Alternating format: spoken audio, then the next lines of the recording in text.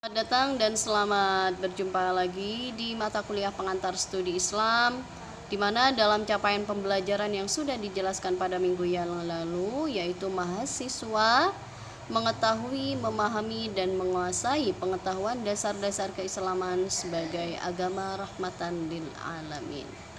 Baik, pada hari ini kita akan mempelajari season pertama, di mana sesi pertama kita akan mempelajari tentang konsep studi Islam.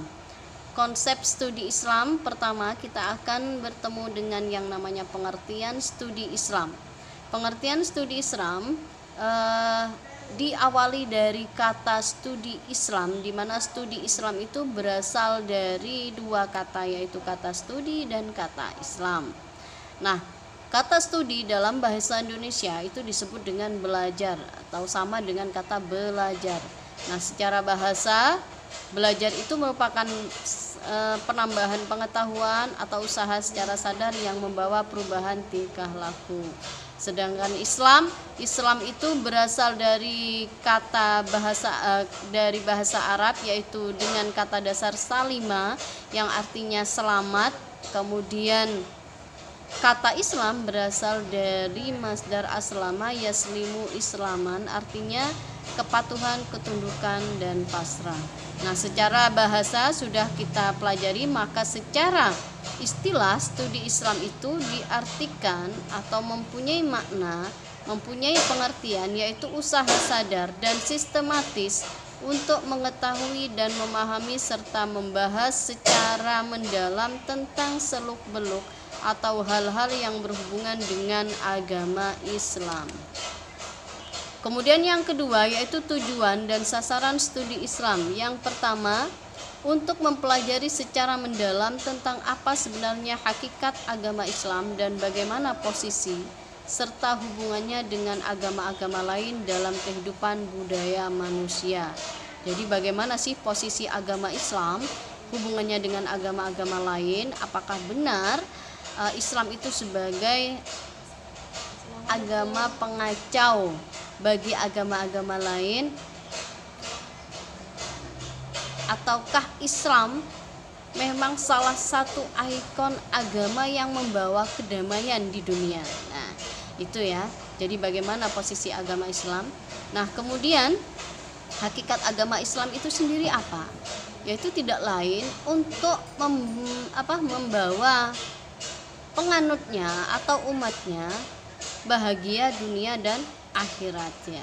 Kemudian yang kedua, untuk mempelajari secara mendalam pokok-pokok isi ajaran agama Islam yang asli dan bagaimana penjabaran serta operasionalisasinya dalam pertumbuhan, perkembangan budaya dan peradaban Islam sepanjang sejarahnya. Jadi pokok-pokok isi ajaran agama Islam itu tidak terlepas dari 3 unsur yang pernah saya jelaskan, yaitu iman, Islam, dan ihsan atau akidah, syariat, dan akhlak. Bagaimana penjabarannya serta pengamalannya atau operasionalisasinya dalam pertumbuhan kemudian sepanjang peradaban Islam ya. Kemudian yang ketiga, untuk mempelajari secara mendalam sumber dasar ajaran agama Islam yang tetap abadi dan dinamis dan bagaimana aktualisasinya sepanjang sejarahnya. Jadi bagaimana apa sih sumber-sumber ajaran agama Islam itu? Sumber-sumber ajaran agama Islam selama ini ada Al-Quran, ada hadis, kemudian ditambah dengan ijtihad ulama ya. Itu adalah sumber-sumber dasar ajaran agama Islam yang tetap abadi, yaitu Al-Quran dan hadis. Kemudian yang dinamis itu adalah ijtihadnya ya, atau ijma ya. Nah, yang keempat yaitu untuk mempelajari secara mendalam prinsip-prinsip dan nilai-nilai ajaran agama Islam dan bagaimana realisasinya dalam membimbing dan mengarahkan serta mengontrol perkembangan budaya dan peradaban manusia pada zaman modern ini. Kemudian yang ketiga yaitu tentang urgensi studi Islam. Urgensi itu pentingnya. Apa sih pentingnya kita mempelajari urgensi studi Islam? Yang pertama, umat Islam saat ini tuh berada dalam kondisi problematik, sangat problematis sekali. Kenapa? Karena saat ini agama Islam dibenturkan dengan beberapa kemajuan di bidang ilmu pengetahuan dan teknologi. Yang pertama, kita sebenarnya ada beberapa opsi. Yang pertama, Islam pernah meraih kejayaan pada masa kerajaan Al-Ma'mun Harun al-Rasyid. Ya, jadi Islam pernah berjaya, di mana Islam pada zaman dahulu pernah meraih kejayaan dalam bidang ilmu pengetahuan. Di masa itu banyak manuskrip filsafat barat yang diterjemahkan ke dalam bahasa Arab pada masa Al-Ma'mun.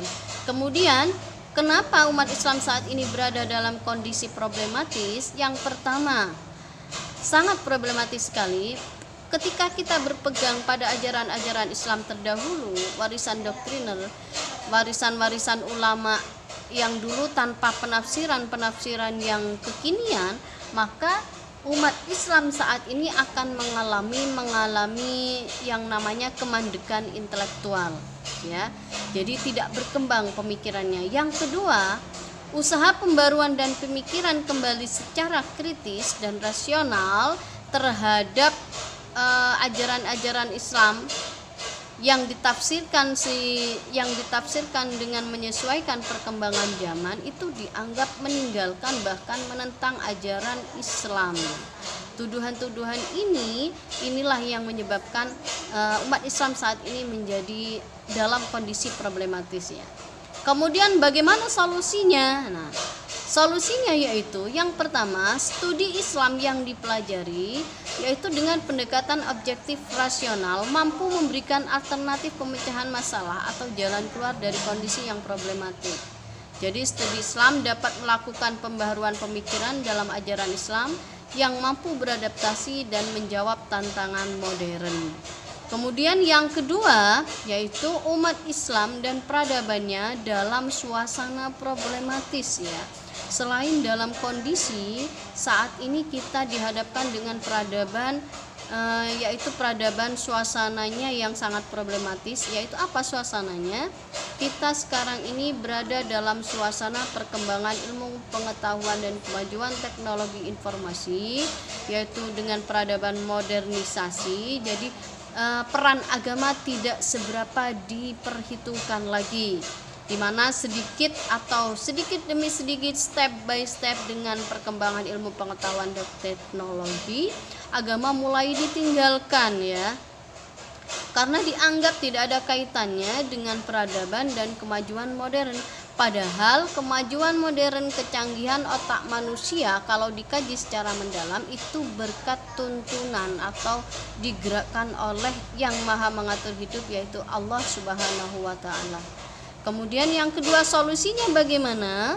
Solusi yang ditawarkan yaitu studi Islam harus mempunyai konsep yang bersifat manusiawi dan universal yang dapat menyelamatkan manusia dan alam semesta dari kehancuran atau kekacauan.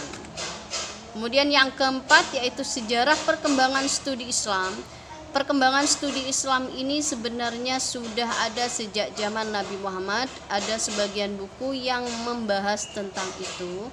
Nah, kemudian ada sebagian buku yang membahas tentang kemajuan ilmu pengetahuan yang dikuasai oleh Islam pada zaman dahulu. Yang pertama yaitu di Baghdad, di mana di Baghdad ini ada Baitul Hikmah yang didirikan oleh Al-Amin dari Bani Abbas.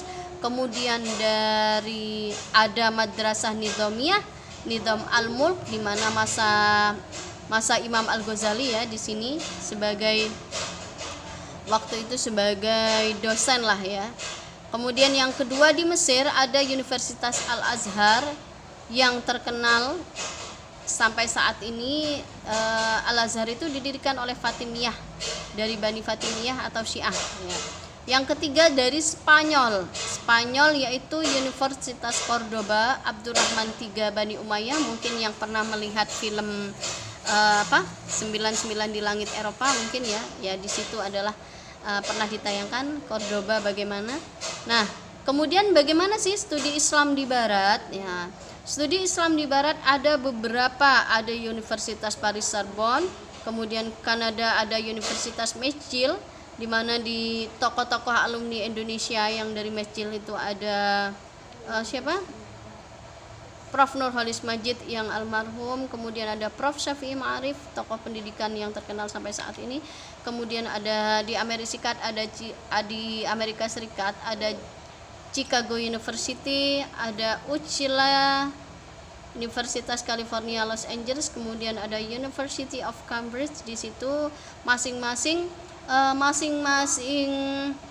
universitas studi Islam di Barat itu mempunyai tujuan tertentu, seperti halnya ada sebagian universitas yang mempelajari tentang bahasa Arab atau naskah-naskah klasik, bahasa-bahasa Islam non-Arab seperti bahasa Turki, bahasa Persia, dan bahasa Urdu, di mana pada waktu itu Islam sangat berkembang dengan pesat ketika pemerintahan Nabi Muhammad dan para sahabatnya.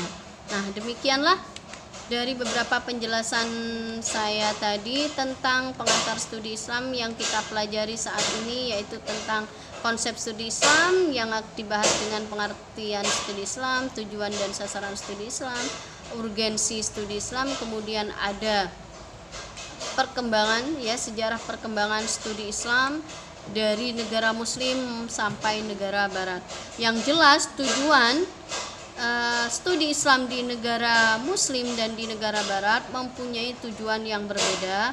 Kalau di negara muslim, mengetahui tujuannya adalah mengetahui, memahami, dan menguasai dasar-dasar keislaman untuk diamalkan secara benar dalam kehidupan sehari-hari. Sedangkan di studi Islam di bagian barat, di barat atau di Eropa, tujuannya hanyalah sebatas sebagai ilmu pengetahuan atau dianggap sebagai fenomena sosial, di mana di situ kadang-kadang para orientalis bergerak ingin mengetahui secara keseluruhan bagaimana Islam. Akan tetapi kalau para orientalis itu tidak hanya mempelajari Islam sebagai ilmu pengetahuan, akan tetapi juga mencari kelemahan-kelemahan dari agama Islam itu sendiri. Baik, itu saja dari saya. Terima kasih atas perhatiannya. Mudah-mudahan perkuliahan hari ini membawa barokah dan manfaat ke depannya. Selamat belajar. Mudah-mudahan kalian menjadi orang yang sukses nantinya. Amin ya rabbal alamin.